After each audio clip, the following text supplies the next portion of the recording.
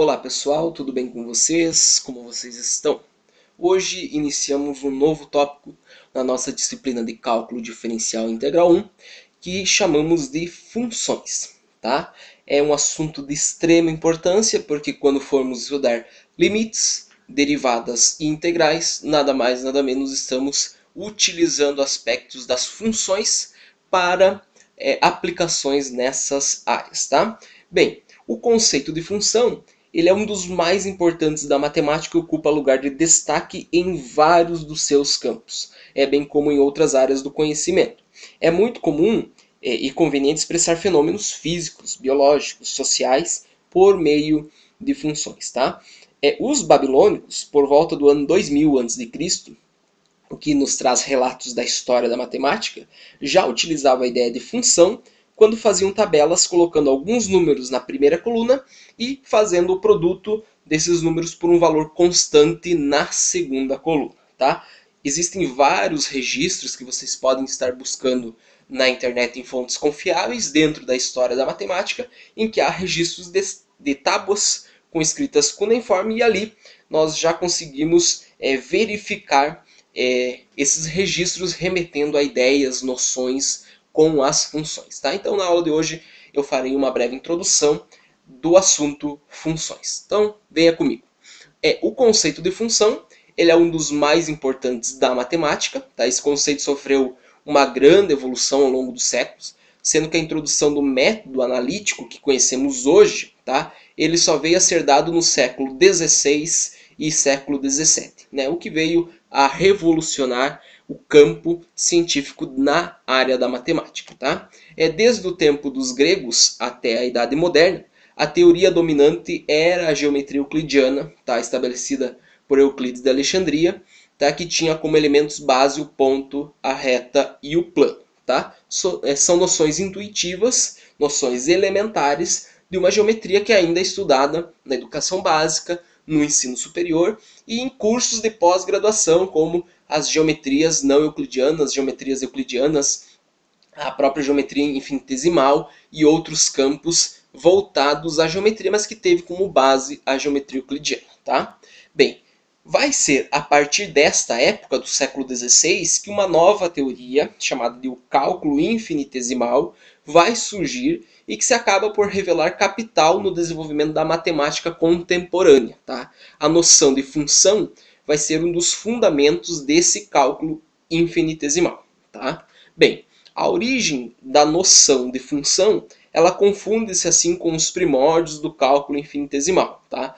Ela surgia de forma um tanto confusa nos fluentes e fluxões, né, dois trabalhos do físico Newton, tá? E Newton aproxima-se bastante no sentido atual de função, como a utilização dos termos relatia quantis, né, para designar variável dependente, e genita para designar uma quantidade obtida a partir de outras, por intermédio das 4 operações aritméticas fundamentais. Então, quando falamos de funções, nos remetemos muito às questões de fórmula, tá? Em que uma das variáveis depende de outra. Então, por isso que é uma relação de dependência entre duas grandezas, que muitas das vezes são grandezas físicas, grandezas matemáticas. Bem, foi Leibniz, tá, que primeiro usou o termo função, né, no ano de 1673, em um dos seus manuscritos. Tá? Leibniz usa o termo apenas para designar, em termos muito gerais ainda, tá,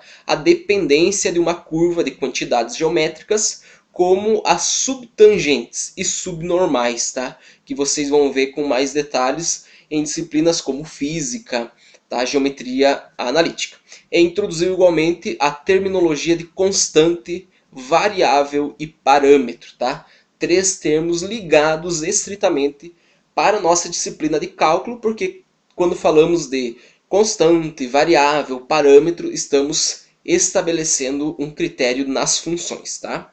Bem, um retoque final, tá, nesta definição viria a ser dado em 1748 por Euler. Tá? Um antigo aluno de Bernoulli, que foi um outro físico e matemático, substituindo o termo quantidade, tá, por expressão analítica. Então, quando se falava ainda do termo quantidade, que se remetia a essa ideia de variáveis dentro da função, tá, passou-se a usar por Euler o termo expressão analítica. Tá? Então, e foi também Euler quem introduziu essa notação muito conhecida por nós em livros de cálculo, que é o f de x. Tá? F de x, a função em relação à variável x, tá? Que também substitui o termo y. Tá? Y é igual a f de x. Então, lá na definição de função, nós vamos ver. Tá? Mas isso é uma curiosidade dentro da história da matemática. Bem, assim, o conceito de função, que hoje nos parece simples, tá? É resultado de uma evolução histórica conduzida sempre cada vez mais à abstração, e que só no século XIX teve o seu toque final. Tá? A noção de função é de importância central na concepção e no estudo de modelos, tá? Dinâmicos, probabilísticos, de distribuição espacial. A modelagem matemática ela usa muito as equações diferenciais ordinárias, utiliza muito desse aspecto funcional. Tá? Qualquer que seja a sua natureza, continuando por isso a ser uma noção chave na matemática atual. Então, o assunto função ele é visto desde lá do 9º ano da educação básica, dos anos finais do ensino fundamental, e o ensino médio é tocado por imensa variedade de funções. E nada mais diferente que aqui no curso de Cálculo 1 nós estabelecemos as principais ideias e noções referentes a esse aspecto fundamental na disciplina, funções. Tá? Bem, alguns tópicos que então veremos nesse primeiro contato com as funções. Então, nós vamos ver a noção intuitiva, o que é produto cartesiano e relação, noção de função por meio de conjuntos, a definição e a notação de função, domínio, contradomínio, conjunto imagem, estudo do domínio de uma função, a distância entre dois pontos, que vocês provavelmente vão complementar essa ideia na disciplina de geometria analítica. Tá? O gráfico de uma função, a função quando ela é crescente e decrescente e a taxa de variação de uma função, que já remete um pouco à ideia de derivada. Tá? Então, todos esses tópicos nós veremos ao longo dessas semanas que estão por vir. Bem, as primeiras noções que eu vou trabalhar hoje com vocês é a noção intuitiva e de produto cartesiano e relação. Então vamos lá. Noção intuitiva.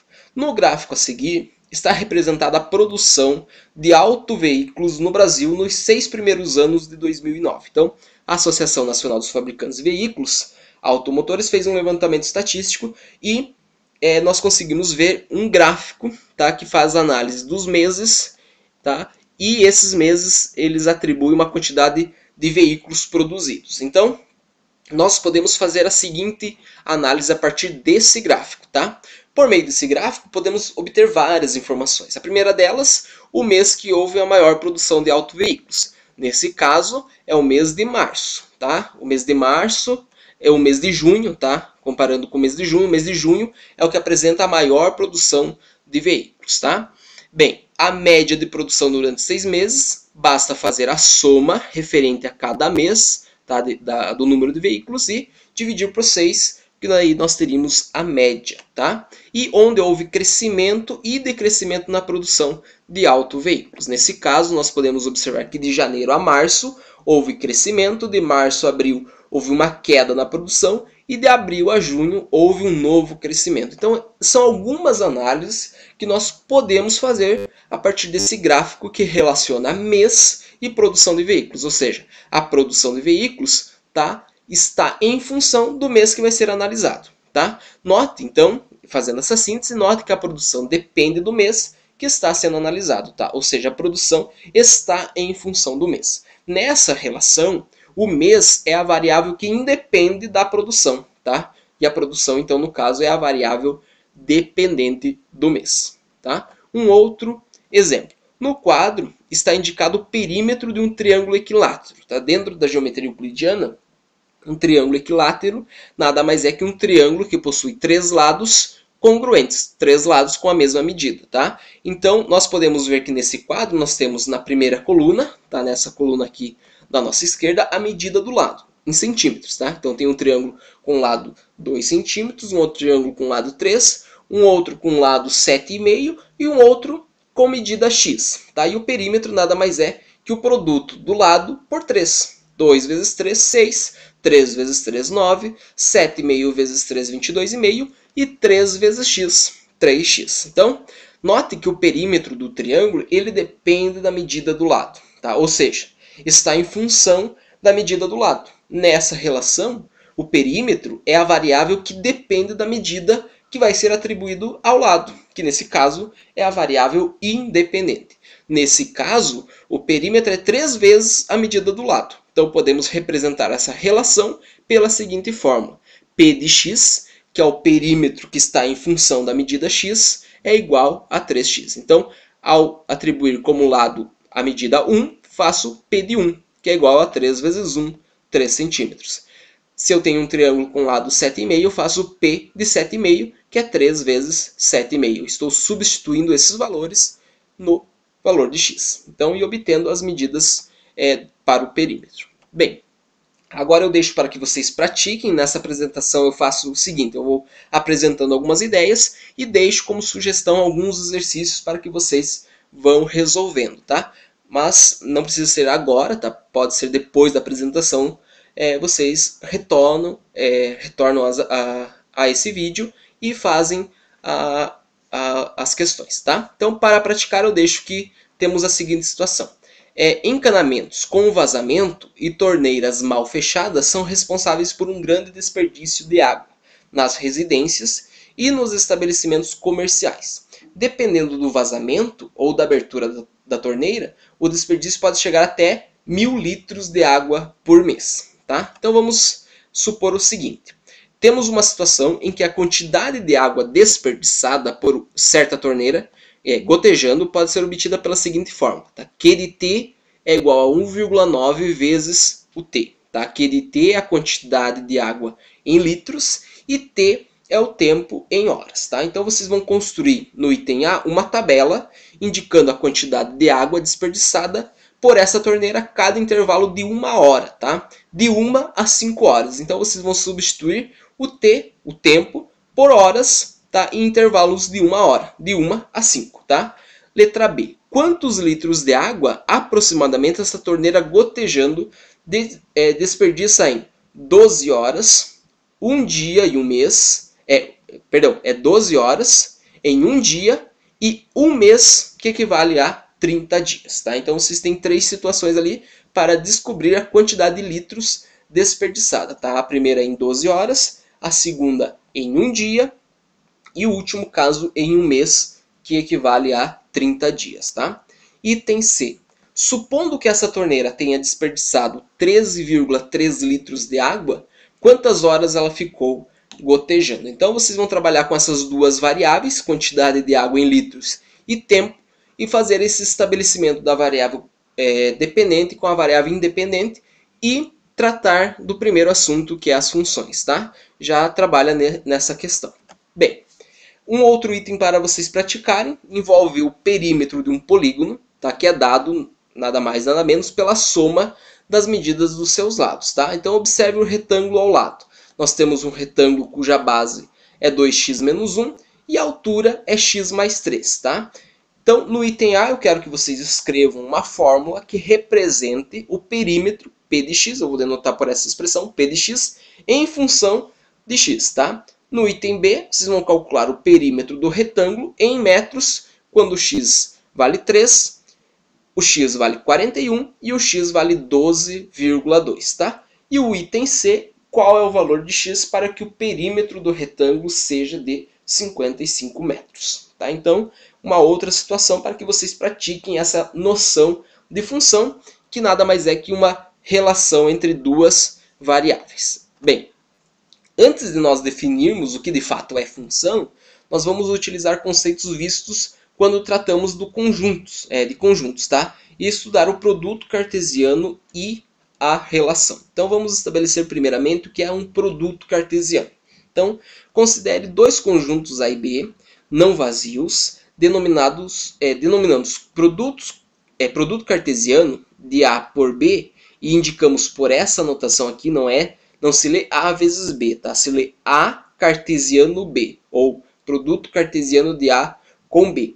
O conjunto de todos os pares ordenados x e y, em que x pertence a A e y pertence a B. Então, precisa obedecer essa ordem, tá? Os elementos de x estão associados ao primeiro conjunto e os elementos de y estão associados sempre ao segundo conjunto. Então, em notação de conjunto, eu consigo escrever o seguinte: A cartesiano B é igual aos pares x e y, tal que x pertence a A e y pertence a B.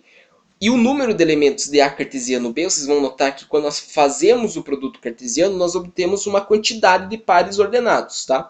E esses pares ordenados, eles são dados por n de A, o número de elementos de A, vezes o número de elementos de B. Então vamos ver um exemplo, tá? Dados os conjuntos A igual a 2, 4 e 6, então nós temos 3 elementos no conjunto A, e B, que é igual a menos 1 e 3, tem 2 elementos. Veja como podemos representar A cartesiano B, tá? Por meio de um conjunto de pares ordenados. Então, A cartesiano B nada mais é que cada par ordenado aqui, tá?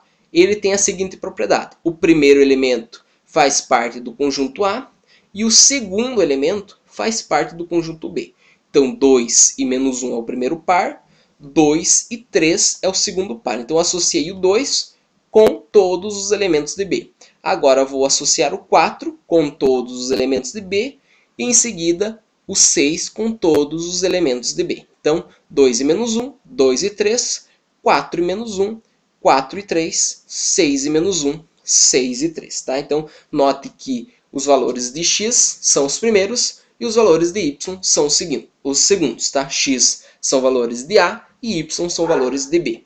Note que este conjunto ele tem 6 elementos, porque o número de elementos de A é 3 e o número de elementos de B é 2. E 3 vezes 2 é 6. Tá?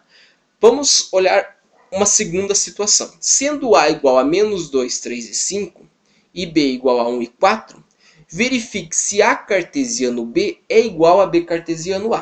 Tá? Nós precisamos estabelecer essa relação entre os dois produtos cartesianos e verificar se eles são iguais. Bem, analise o seguinte: para verificarmos se A cartesiano B é igual a B cartesiano A, vamos marcar os pontos em um sistema de coordenadas cartesianas. Tá? Essa ideia de sistema de coordenadas cartesianas vocês já viram lá no ensino médio, mas vou reforçar um pouquinho essa noção. Então, os eixos x e y, né, que se cruzam em um ponto O, ele é chamado de origem do sistema de coordenadas cartesianas. Tá? Esses eixos eles dividem o plano em 4 regiões, chamadas de quadrantes. Tá? Os quadrantes são numerados no sentido anti-horário, a partir do quadrante em que x e y são positivos. Então, observe aqui comigo. Nós temos o plano cartesiano, tá? Que ele é obtido por duas retas perpendiculares, tá? Que ao se cruzarem formam 4 ângulos de 90 graus, e no ponto de cruzamento é o ponto O, que é o ponto de origem. Tá? O eixo que está na horizontal é o eixo das abscissas, que corresponde aos valores de x, e o eixo que está na nossa vertical é o eixo das ordenadas, que corresponde aos valores de y. Tá? E os quadrantes são essas 4 regiões aqui.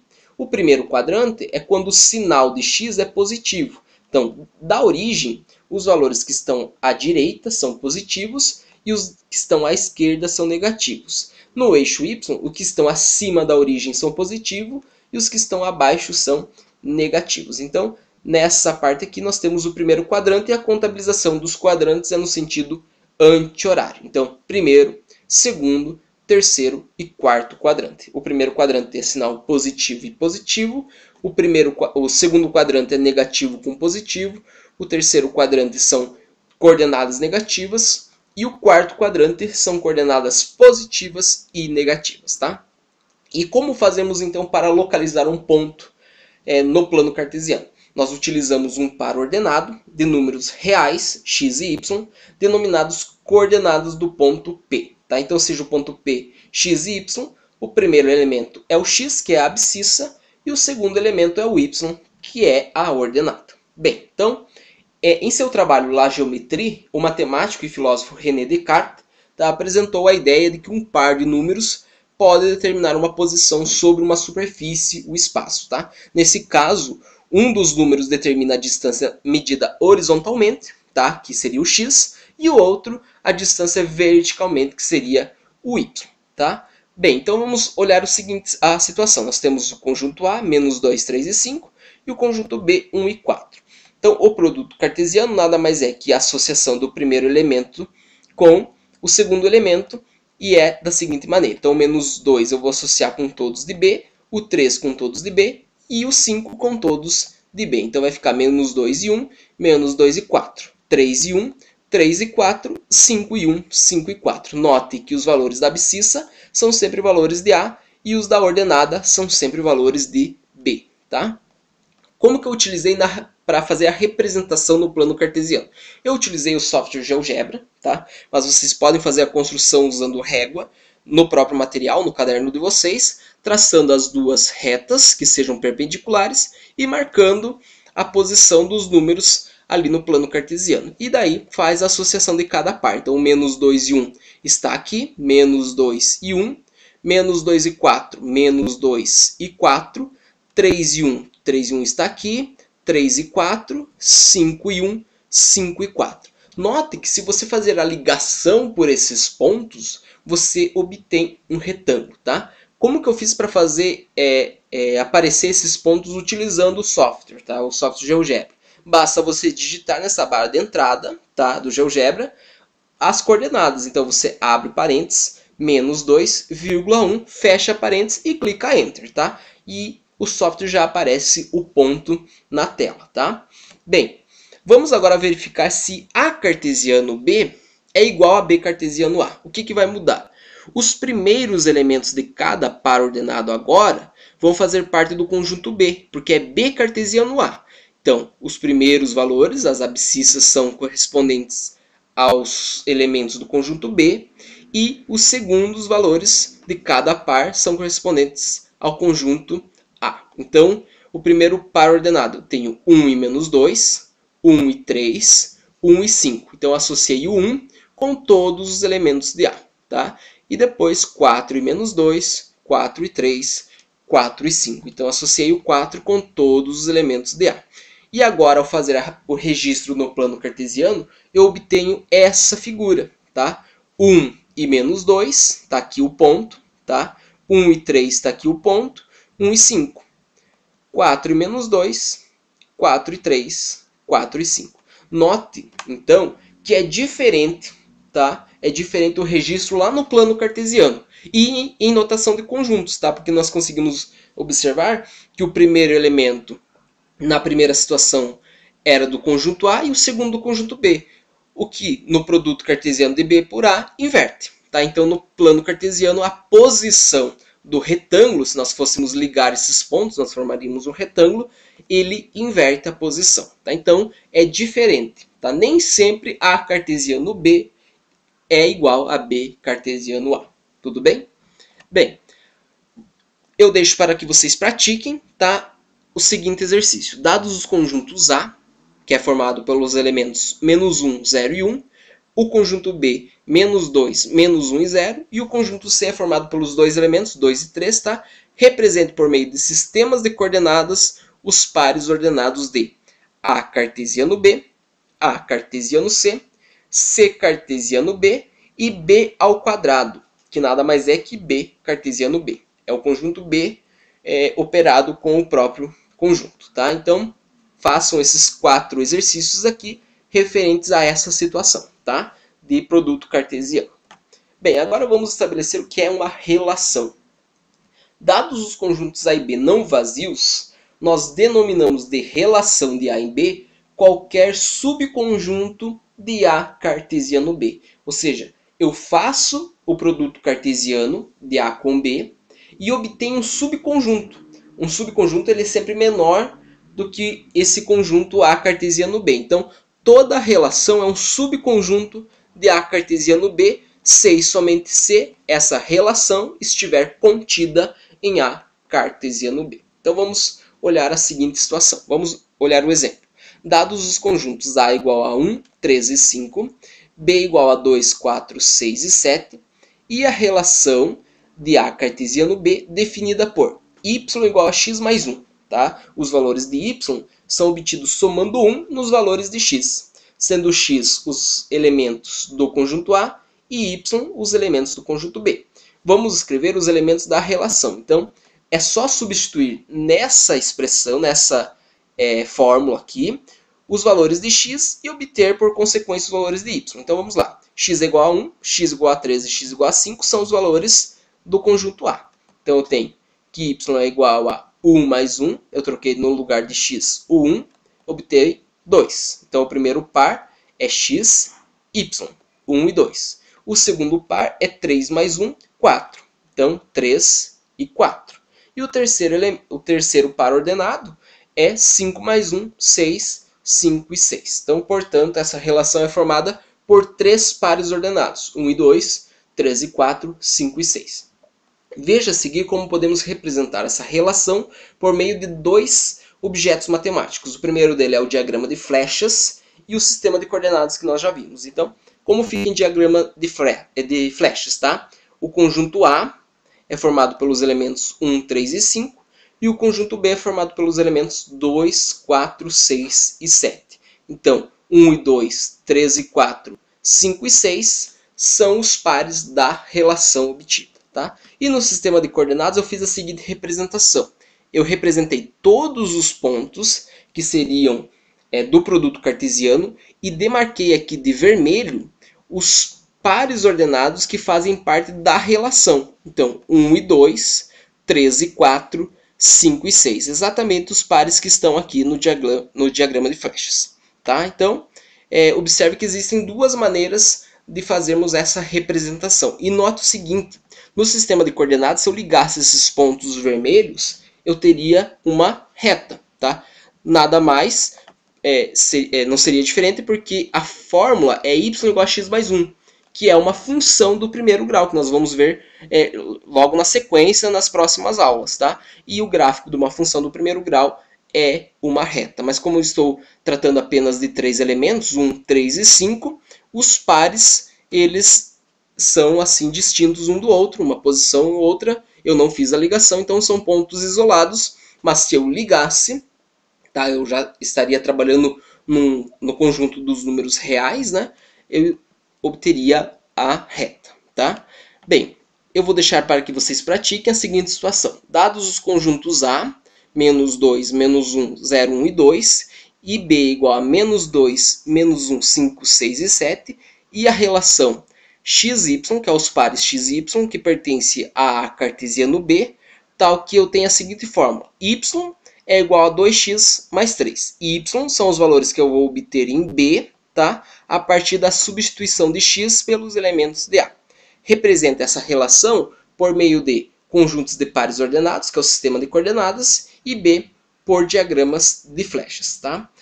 Um segundo exercício que eu vou deixar a vocês é, sendo os conjuntos A 1, 2, 3 e 4 e B 0, 1, 2, 4 e 6, represente por meio de conjuntos de pares ordenados e de diagrama de flechas as relações xy pertencentes a cartesiano B, tal que y é igual a x menos 1, a relação S, que é obtido pelos pares ordenados que fazem parte do produto cartesiano de A por B, definido pela fórmula y igual a x ao quadrado, e a relação T, que é obtida pela fórmula y igual a x ao quadrado menos x. Então, façam a representação desses três itens utilizando os pares ordenados e os diagramas de flechas. Tá?